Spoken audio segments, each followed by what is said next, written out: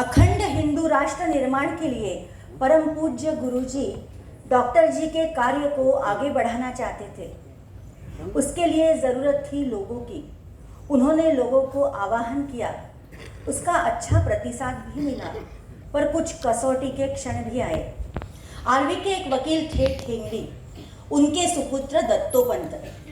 वकील साहब बड़े ही क्रोध से श्री कृष्णराव मोहरिल जी से बोले, दत्तू को इतनी शिक्षा मैंने क्यों दी और अब गुरुजी के कहने पे बोल रहा है कि मैं प्रचारक बनूंगा। कृष्णराव निर्भयता और निर्धार से बोले, दत्तोपंत का यह निर्णय आपके कुल का गौरव बढ़ाने वाला है। दत्त गुरु की कृपा से आपको सुपुत्र मिला, इसीलिए उसका नाम दत्तात्रेय रखा ना आपने। तो अब वह राष्ट्र कार्य हेतु निकला है तो आप उसे रोक रहे हैं। उसका जन्म जिस कार्य के लिए हुआ है वह उसके हाथों से होकर रहेगा, यह ईश्वर की इच्छा है। मुंबई शिविर के समय श्री गुरुजी ने आबाजी थत्ते से पूछा, आबा डॉक्टर हो गए, अब आगे क्या सोचा है? एक क्षण में ही आबाजी ने उत्तर दिया, आप कहेंगे वो। गुरुजी बोले, सोच लीजिए, नहीं तो आप बाद में कहेंगे मुझे तो अस्पताल खोलना था, नाम और पैसा कमाना था। आबाजी दृढ़ थे। गुरुजी उनको बोले, नागपुर चलेंगे?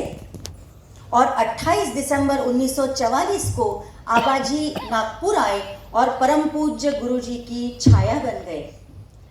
एक बार जबलपुर की एक बैठक में श्री गुरुजी ने एक अधिकारी से पूछा, आपके नगर में कितने स्वयंसेवक हैं? संख्या सुनने पर वह बोले, ये तो बहुत कम है, आपका नगर तो बहुत बड़ा है। अधिकारी ने उत्तर दिया, कुछ स्वयंसेवकों को छोड़ दिया है। श्री गुरुजी बोले, ये स्वयंसेवकों को छोड़ने का कार्य कब से शुरू किया? वातावरण गंभीर हो गया। गुरुजी बोले, संघ का कार्य बांधवों को छोड़ने का नहीं, जोड़ने का है। जिक्र किया गुरुजी ने कहां किस तरह से शिक्षा दी, लेकिन सभी महान आदमी हमेशा शब्दों का आधार नहीं लेते, कभी कृति का भी लेते हैं। जब बातें कर रही थी प्रांजलि जी, तब याद आया 21 साल पहले की बात है। उस वक्त के हमारे 2002 के भारत के प्रधानमंत्री जो पूर्ण वे स्वयं सेवक थे, अटल बिहारी वाजपेयी जी। और अटल बिहारी वाजपेयी जी ऐसे पहले पंतप्रधान हैं जिन पर उनका चरित्र जो छापा गया वो छाया चरित्र है, मतलब सारे फोटोग्राफ्स है और उनके कैप्शन के माध्यम से उनका चरित्र, फोटोग्राफिकल बायोग्राफी दुनिया में पहली बार अटल जी की छपी और उस वक्त के सरसंघ चालक सुदर्शन जी के करकमलों द्वारा उसका विमोचन हुआ था। मेरे दोस्त थे, वो अलग अलग फोटोग्राफ्स इकट्ठा कर रहे थे और जाकर प्रधानमंत्री जी अटल जी को मिलते थे कि इसमें से कौन से फोटोग्राफ आपके चरित्र में आने चाहिए, उसमें कोई व्यक्ति अगर हमें मालूम नहीं है तो उसका नाम हमें बता दीजिए। मैं दिल्ली स्थित था उस वक्त और उस दिन मेरे दोस्त मिले, बोले क्या कर रहे हो? मैंने बोला कुछ नहीं, शाम को तो कुछ काम नहीं है, दोपहर दूसरे दिन फिर से कुछ अलग अलग बैठकें हैं, तो चलते हो साथ में? हम जा रहे हैं प्राइम मिनिस्टर हाउस। मैं बोला चलो, मैं भी चलता हूँ। हम साथ में चले गए। यहाँ के कुछ एमएलएज, डॉक्टर अरविंद लेले, उनके दोस्त संघ के सारे लोग वहां पर थे। फोटोग्राफ्स देख के उनका काम चलता रहा, 2 घंटे तक वो काम चला। उसके बाद फिर एक बार मुझे बुलाया और परिचय करवा दिया और एक ऐसा क्षण आया कि कोई कुछ बोल नहीं रहा था, तो अचानक मैंने अटल जी से पूछा, अटल जी बुरा न माने तो एक सवाल पूछना चाहता हूँ। बोले कहो। मैंने बोला मैं बहुत सारे फोटोग्राफ्स 10,000 से ऊपर आपके देख चुका हूँ, क्योंकि ये दोनों मेरे दोस्त हैं जो पुस्तक बना रहे हैं। मैंने ऐसा देखा कि राज्यसभा और लोकसभा छोड़ के कहीं भी बाहर आपके फोटोग्राफ जितने भी है, जिसे बिहार में गमछा कहा जाता है या रुमाल कहा जाता है, यूपी में या महाराष्ट्र में उपरण कहा जाता है, ऐसा कुछ तो भी आपके कंधे पर दिखाई देता है, तो ऐसा क्यों? तो उनकी जो हमेशा की एक मुद्रा थी, उस तरह से आंखें कम करके ऐसे हाथ सोफे पर रख के, क्यों याद दिलाई, ऐसा उन्होंने कहा।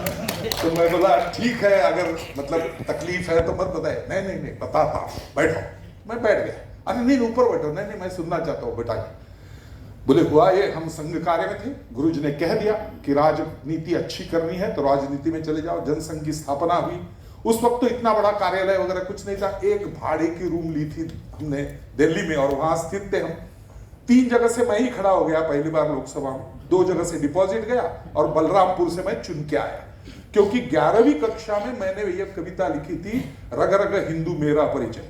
तो मैं उस वक्त सारे मतलब जितने भी युवा है उनमें इस तरह से फैला हुई थी वो कविता की सब जानते थे कि अरे ये अटल जी की कविता है। तो मैं चुन के आया। आज की तरह नहीं था बोले कि सांसद वहीं पर रहता है, काउंटिंग खत्म होता है, फिर कलेक्टर उसको लेटर देता है कि आप चुन के आए, ऐसा कुछ नहीं था। तो मैं दिल्ली में था, ट्रंक कॉल हुआ और फोन से पता चला कि 2 जगह मैं हारा, एक जगह तो डिपॉजिट भी चला गया और बलरामपुर से मैं चुन के आया।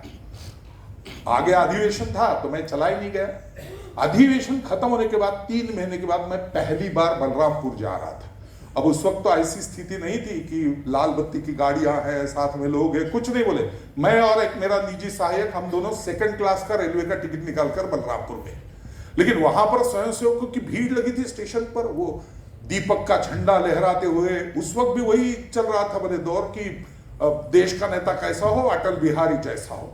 तो वहां से एक यात्रा ही निकली सभा स्थान तक, हजारों लोग उमड़ पड़े थे वहां पर बोले।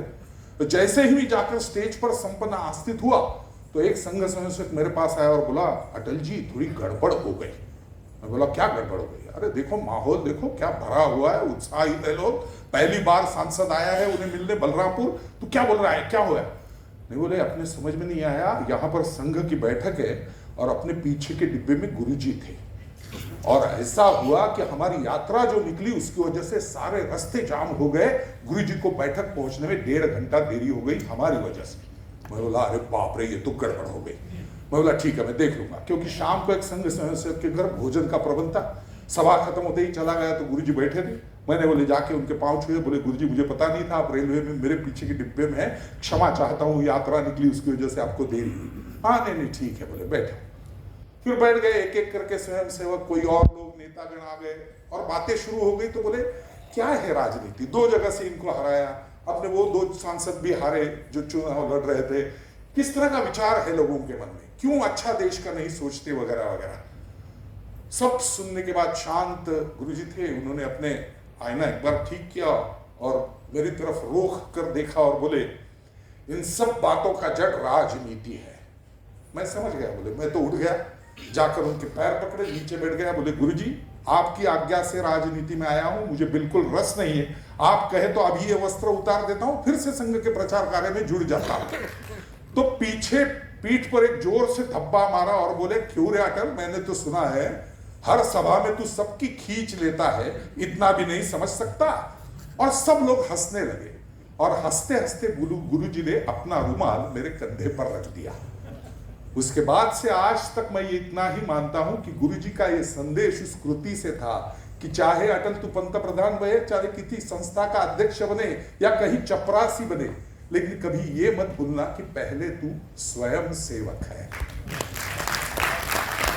और मैं सोचता हूं कि इसी वृत्ति को हम फकीरी कह सकते हैं। चाहे पूर्णकाल प्रचारक हो, चाहे वरिष्ठ अधिकारी हो, एवं समाज के लिए, हिंदू संगठन के लिए पूरा जीवन व्यतीत करने वाले सभी लोग इसी फकीरी वृत्ति के द्योतक है। फर्क सिर्फ इतना है कि ये फकीरी है देश प्रेम की, ये फकीरी है सनातन धर्म की, ये फकीरी है उज्जवल भविष्य की ओर अपने देश को ले जाने की।